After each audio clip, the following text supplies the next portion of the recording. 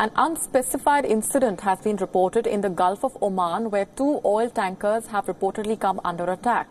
The attack was first flagged off by UK's maritime trade operations, but it has not given out any further details. It has the heightened tensions between the US and Iran in recent days.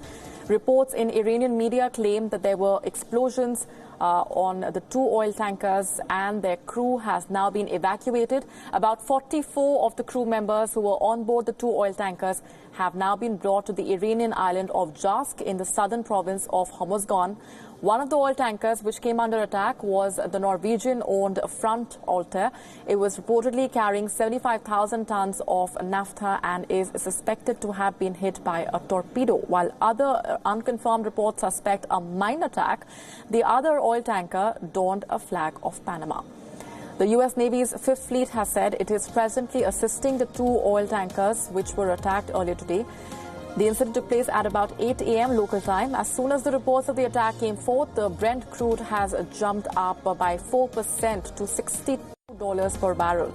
Interestingly, the Japanese Trade Ministry has said that the two oil tankers which were targeted in the Strait of Hormuz were carrying a Japan-related cargo. Japanese Prime Minister Shinzo Abe was in Tehran and held talks with the Iranian President Hassan Rouhani in a bid to ensure peace in West Asia. The incident has happened a month after 4 oil tankers were attacked off the coast of Fujairah in the UAE. Tensions, of course, have been on the rise in the region after the U.S. pulled out of the Iranian nuclear deal.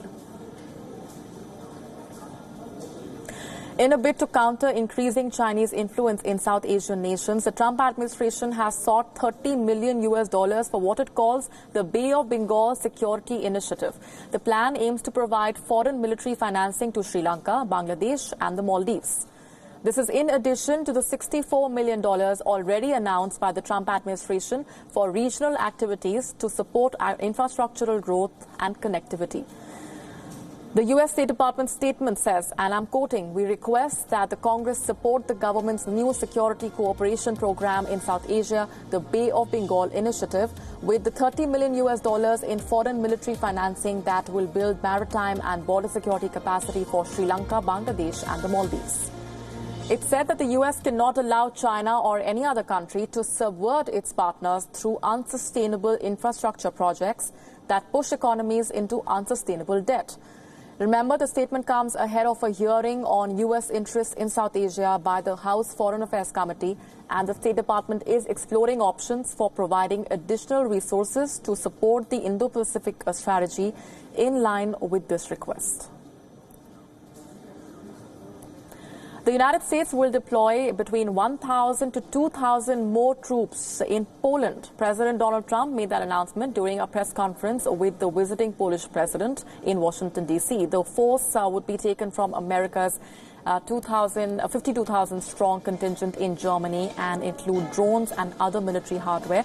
The U.S. already has troops in Poland as part of a 2016 agreement with the NATO military alliance in response to Moscow's annexation of Crimea from Poland's eastern neighbor, Ukraine, in 2014.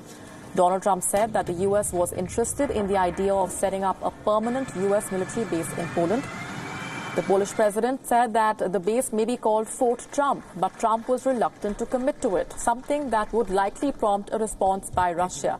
Moreover, a permanent base might breach the 1997 agreement between NATO and Russia. The Polish president's visit to the U.S., his second in less than a year, celebrated the 20th anniversary of Poland's membership in NATO and the 30th anniversary of communism's downfall in the country. In a separate deal, Poland has ordered 32 F-35 fighter jets, which are made by Lockheed Martin of the U.S. Shortly before the press conference, in an unusual display, 2 F-35 planes flew over the White House to show off their moves.